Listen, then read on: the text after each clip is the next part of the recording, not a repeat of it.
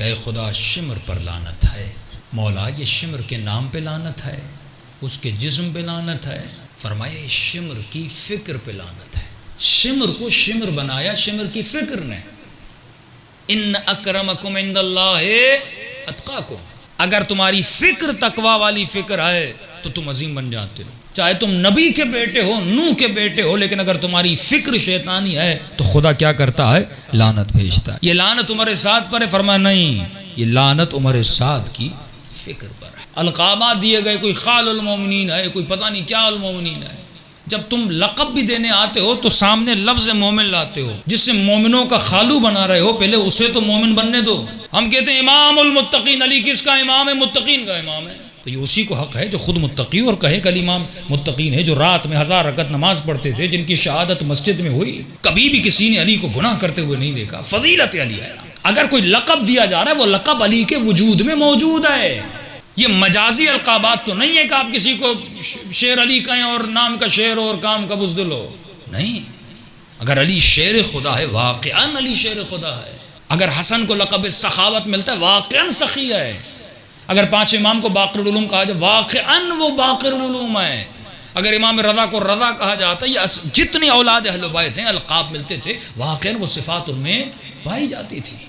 مسلمان سوچے تم کس کو لقب دے رہے ہو؟ اور اے مسلمان ذرا اپنی کتاب کو کھول اور ذرا کتاب پڑھ، کس کتاب میں کیا کیا لکھا گیا۔ پھر امام نام لینے کے بعد فیملیز پہ آتے ہیں۔ یہ بھی اہم ہے کہ اسپیسیفک ایک نام لیتے ہیں کہ یزید پہ لعنت، شمر پہ لعنت، اس پہ لعنت، اس پہ لعنت۔ اس کے بعد امام فیملیز پہ لعنت کرتے ہیں۔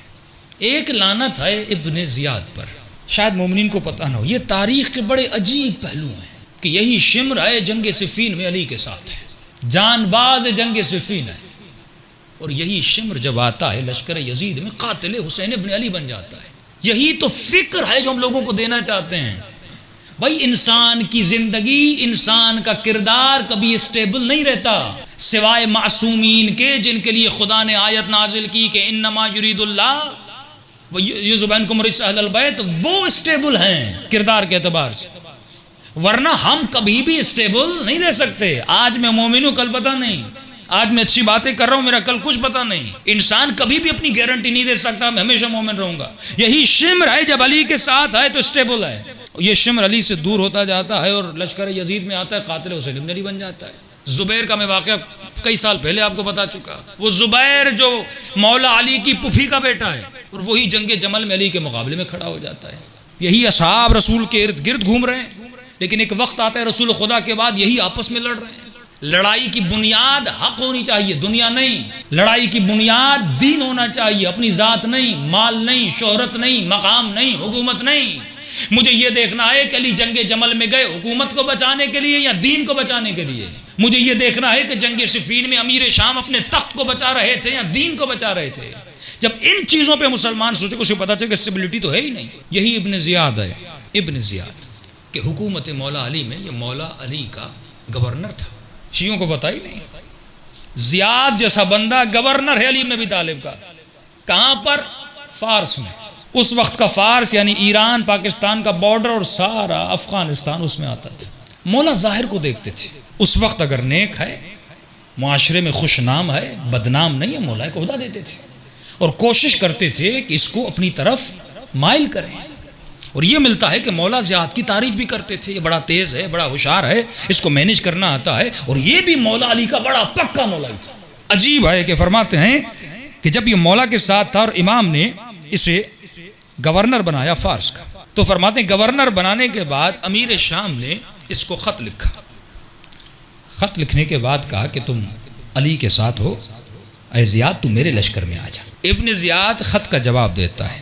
آپ جب خط پڑھیں گے تو آپ پریشان ہو جائیں گے کہ اس نے خط کا جواب کیسا دیا۔ یہ قسم کھا کر کہتا ہے کہ اے امیر شام، مجھے خدا کی قسم ہے تم کبھی بھی مجھے علی سے جدا نہیں کر سکتے، کہ تو جانتا ہے کہ تیرے بیچ میں اور میرے بیچ میں ہے کون؟ تیرے اور میرے بیچ میں جو ہے اس کا نام علی ہے، جو داماد رسول ہے، جو فاتح خیبر ہے، جس کے لیے رسول خدا کہہ چکے کہ علی حق پر ہے اور حق علی کے ساتھ فضائل علی بیان کر رہا ہے۔ اور اس نے کہا کہ تو کون ہے؟ تو اپنے شجرے کو جانتا ہے، تو اپنے حسب کو جانتا ہے، تو اپنے نسب کو جانتا ہے، بڑا کڑک سا جواب دیتا ہے معاویہ کو. لیکن ایک وقت آتا ہے معاویہ اسی زیاد کو اپنے پاس بلا لیتا ہے. میں حوالوں کو ڈھونڈنے کی کوشش کر رہا ہوں لیکن مجھے مل نہیں رہا. بلانے کی کوشش کرتا ہے اور اس کے بعد اس کو بلاتا ہے. اب غور مومن کو یہ کرنا ہے کہ ابن زیاد بنا کیسے. یہ خط و کتابت تاریخ میں موجود ہے. آپ طبری پڑھیں، طبری میں بڑے سارے واقعات موجود ہیں. ابن زیاد کی ایک کمزوری تھی. جب امام زیارت عاشورہ میں اس پہ لعنت بھیجتے ہیں، وابن مرجان کہتے ہیں، باپ کا نام ہی لیتے. اس پر لعنت ہو جو مرجانہ کا بیٹا ہے، جو مرجانہ کا بیٹا ہے. فرمایا لعنت ہو اس پر جو ابن مرجانہ کا. امام عرب میں اگر ماں کے نام سے کسی کو بلایا جائے یہ اس کی توہین ہے. یہودی فخر کرتے ہیں ماں پر، وہ ہمیشہ ماں کے نام سے پکارتے ہیں. عرب ہمیشہ خود کو باپ کے نام سے یاد کرتے ہیں. تو ابن زیاد کا تاریخ یہ ہے، یہ طبری بھی لکھتا ہے، ابن ابو الحدید بھی لکھتا ہے، ابو بلال ہیں اہل سنت کے بہت بڑے عالم دین ہیں، وہ بھی اپنی کتاب میں لکھتے ہیں. فرمایا کہ زیاد کو یہ بات بڑی چبھتی تھی، کیونکہ اس کو بھی پتہ نہیں تھا، جیسے کوئی یتیم بچہ پلتا ہے اور بڑا ہوتا ہے، اس کو پتہ نہیں تھا میرا باپ کون ہے. تو کچھ کہتے تھے زیاد ابن ابی، اپنے باپ کا بیٹا، پتہ ہی نہیں باپ کون ہے. کچھ کہتے تھے مرجانہ کا بیٹا، کیونکہ ماں کا پتہ تھا مرجانہ کا بیٹا. یہ بات، یہ اس کی تھی کمزوری. اس سے ہم اسلامک سائیکولوجی میں کہتے ہیں کہ یہ اس کی ویک پوائنٹ تھی. اور شیطان ہمیشہ تمہاری کمزوری کو اپنی طاقت بناتا ہے، تمہیں گمراہ کرنے کے لیے. ہمیشہ اس کو لوگ یہ تانا دیتے تھے، یا زیاد ابن ابی کہتے تھے یا ابن مرجانہ کہتے تھے. یہ بات اس کو کھٹکتی رہتی تھی اور ہمیشہ اس تلاش میں تھا کہ میرے باپ کا پتہ چل جائے اور میں بھی دنیا کو کہوں کہ میرا بھی کوئی باپ ہے. معاویہ کو، امیر شام کو زیاد کی کمزوری کا پتہ چل گیا اور تاریخ لکھتی ہے کہ معاویہ نے اس کو خط بھیجا اور خط بھیجنے کے بعد کہا کہ ابن زیاد تمہارے لیے ایک بڑی خوشخبری ہے. کہ کیسی خوشخبری؟ کا تمہارے باپ کا پتہ چل گیا. اس نے تعجب کیا، میرے باپ کا پتہ چل گیا؟ کہاں پتہ چل گیا؟ خلاصہ یہ کروں کہ اس نے کہا بھائی ہم دونوں تو بھائی ہیں. اس نے کہا آج کے بعد تم کہلاؤ گے زیاد ابن ابی سفیان. ابو سفیان بھی بنو امیہ کا کرتا دھرتا تھا نا، قبیلے کا ریس سردار ہو. اچانک یتیم بچے کو پتا چلے میرے باپ کوئی سردار ہے اور میرا بھائی حاکم شام ہے، میں علی کا گورنر، بھائی حاکم شام. اس نے اسی وقت علی کو چھوڑا کہ بھائی میں تو ابو سفیان کا بیٹا ہوں، بھائی معاویہ ہے تو بھائی کی مدد کروں گا، علی کی مدد کون کرے گا. اب علی کی محفل کو چھوڑا اور سیدھا چلا گیا کس کے پاس؟ معاویہ کے پاس. اب ابن ابو الحدید اپنی کتاب پہ لکھتے ہیں کہ اس کو جب بصرے کا حاکم بنایا، دیکھیے ایک ہی لمحے میں جب عدل سے نکلا اور ظلم میں گیا تو اس کی شخصیت کیسے بدلی. ایک ہی کمزوری کو اس نے طاقت بنا کے اپنے لشکر میں بلا دیا. یہی شیطان تمہاری کمزوریوں کو، یہی دشمن تمہاری کمزوریوں پہ کام کرتا ہے. اے جوان، اگر تمہاری کمزوری نگاہ حرام ہے وہ تمہیں نیٹ میں گمراہ کرے گا. اگر تو کسی نامحرم کے دھوکے میں آ جاتا ہے، اگر یہ تمہاری کمزوری ہے، کسی جوان کو دیکھ کر اس کو غسل میں پڑ جاتا ہے، یہ اسی کمزوری کو طاقت بناتا ہے اور کسی کو اپنے ملزم بنا دیتا ہے.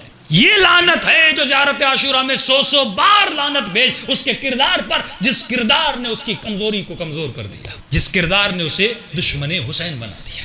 اب ابن ابو الحدید لکھتے ہیں کہ اس کو بصرے کا حاکم بنایا. یہ بصرے میں ہے، اس زمانے کا بصرہ بہت بڑا تھا، یہ آج بصرہ بہت چھوٹا ہے. ابن ابو الحدید اہل سنت کا، جس نے شرح نہج البلاغہ لکھی، کا یہ منبر پر گیا، لوگوں کو کہا، خلاصہ کروں آج وقت بہت ہو گیا، لوگوں کو کہا اس کی ٹیکنک خوف اور ورع کو پیدا کرنا. لوگوں کو کہا کہ نماز عشاء کے بعد قاری سورہ بقرہ پڑھے گا اور بقرہ کے ختم ہونے تک مجھے سب لوگ گھروں میں نظر آنے چاہیے. بصرے کی گلی میں بھی اگر مجھے کوئی نظر آیا میں اسے قتل کر دوں گا. حکم دیا اس نے. ابن ابو الحدید کہتا ہے کہ پہلی رات سورہ بقرہ ختم ہوئی اور گلیوں میں گئے، 700 لوگ ملے، 700 لوگوں کے گلوں کو کاٹا گیا. دوسرے دن 500 لوگ ملے، دوسرے دن 500 لوگوں کو مارا گیا. تیسرے دن ایک آدمی ملا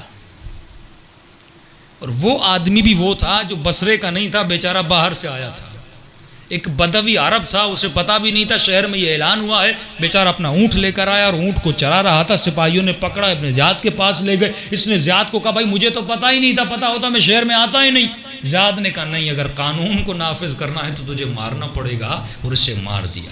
وہاں پر ایک نبی کا چاہنے والا اٹھتا ہے، فرماتا ہے ابن زیاد یہ جو تم حکم چلا رہے ہو، یہ جو ظلم کر رہے ہو، یہ شریعت مصطفیٰ نہیں ہے، یہ جو حدیں جاری کر رہے ہو یہ رسول کا قانون نہیں ہے، تمہارا اپنا بنایا ہوا قانون ہے۔ کیا تم نے قرآن نہیں پڑھا؟ من قتل نفسا بغیر نفس او فساد فی الارض فکانما قتل الناس جميعا، جس نے ایک انسان کو بے گناہ مارا اس نے گویا پوری کائنات کو مار دیا۔ اس نے کہا یہ قرآن مجھے نہ سناؤ، اب یہاں پر وہی چلے گا جو میں کہوں گا، دین وہی ہے جو زیاد کہے، شریعت وہی ہے جو زیاد کہے۔